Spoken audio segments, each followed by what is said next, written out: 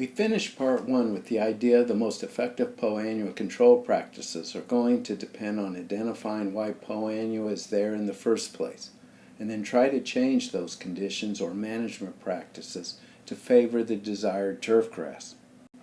Listed here are some of the conditions and practices that can discourage annual bluegrass invasion. In the case of creeping bentgrass, we need to be growing the turf in full sunlight or in as much light as possible, which will also encourage good air circulation. Irrigate on the drier side, and where water accumulates on the turf or it's too wet, drainage needs to be installed. Maintain a well-balanced nutrient level and disperse wear as much as possible. Good air movement reduces the conditions favorable for diseases and helps dry the turf by enhancing evapotranspiration. Where shade exists, air circulation can be promoted artificially, as shown by the fan, or removing the source of the problem, trees. Results in an environment more favorable for creeping bentgrass growth. Removing trees or shade from around the turf helps discourage poa-annua invasion. In this photograph, the putting green was recently re-established to A4 creeping bentgrass.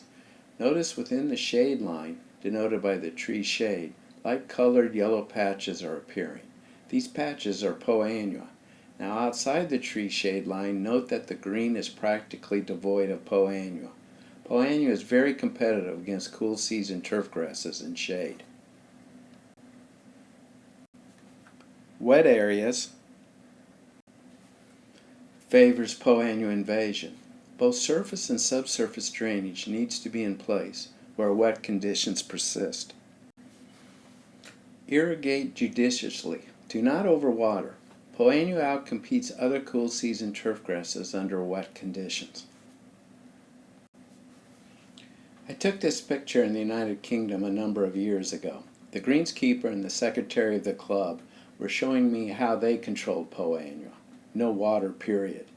I will say I did not see any poa-annua, but I did not see any live grass either. So carefully limiting water can discourage poa-annua.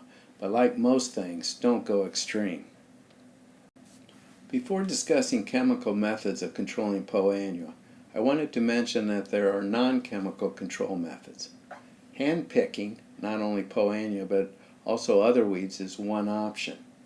I took this picture in Sydney, Australia, and these college students were taking a year off to do a walkabout around Australia or Southeast Asia. Students often stop during their journey to take on an occasional job to earn a few dollars before moving on. This golf course would budget at that time about $40,000 to hire backpackers to pick poa-annua out of their creeping bentgrass greens. Picking is a global practice. These are some workers in China picking poa-annua. Same here in Thailand. Also here in India. And of course here in the United States.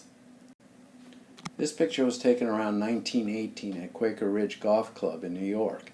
Again, these people are picking poa-annua. Although I've been around for a while, I did not take this picture. Hand picking requires a labor and time commitment that the vast majority of golf courses cannot afford. Chemically, we're going to look at herbicides first as a means of control. Herbicides can be classified as non-selective or selective, and if selective, the product works as either a pre-emergent or post-emergent fashion. Given that poa-annua is an opportunistic weed, the potential for herbicide resistance with repeated applications is possible. A non-selective herbicide kills or damages all plants. In a turf, these herbicides would kill all the visible weeds and turf grasses. A selective herbicide kills certain plants, but not others.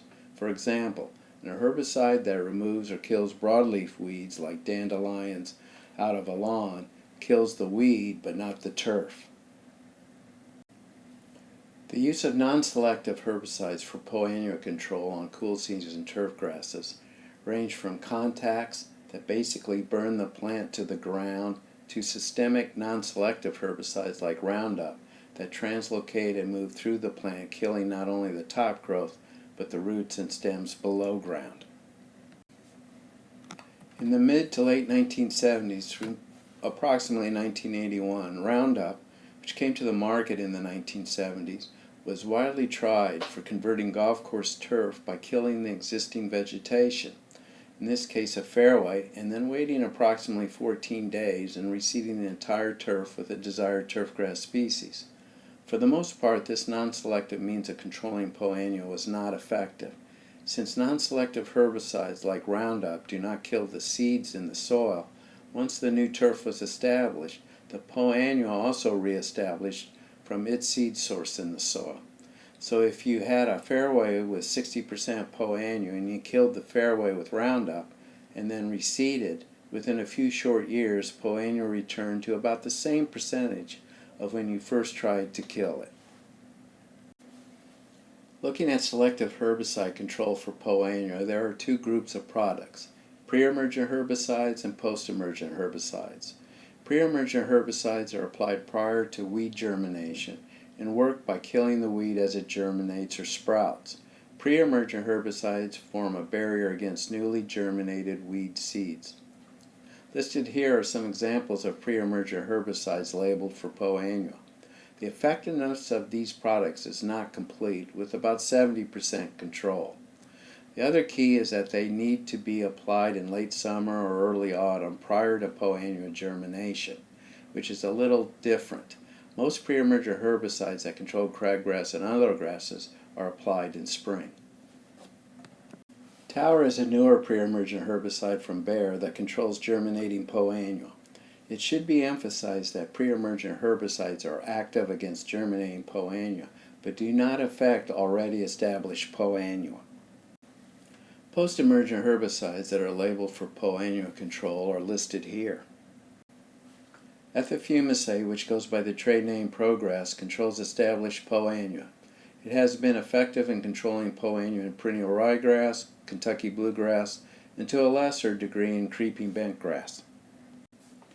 1 to 3 applications of Progress, usually 4 weeks apart in the fall, is effective at taking Poa annua out of, in this case, perennial ryegrass. After applications, fairways in this case are overseeded with perennial ryegrass. They are using slit seeders to insert the perennial ryegrass seed here. This is a close-up of those slits where the ryegrass was inserted. This is a study where we applied Progress in the fall to a creeping bentgrass green. This picture was taken the following spring. Notice the light green patches of annual bluegrass are absent from the plot. Progress is labeled for bentgrass fairway, but not greens. Progress application should be avoided in poorly drained and/or heavily shaded turf areas, which are more prone to herbicide injury. Velocity is a product that can slowly remove Poa annua with successive applications. Usually treatments start relatively early in the season, and then subsequent applications are made on a 7 to 14 day interval. Zonerate is a relatively new herbicide for Poa annua control. Considerable amount of research was done between the years 2007 and 2014. In a study conducted by David Gardner, you can see pretty good control of Poa annua 60 days after treatment. The concerns with Zonerate on creeping bentgrass turf, especially maintained at greens height, is the inconsistent control that you get and the susceptibility of various creeping bentgrass cultivars to damage by this herbicide.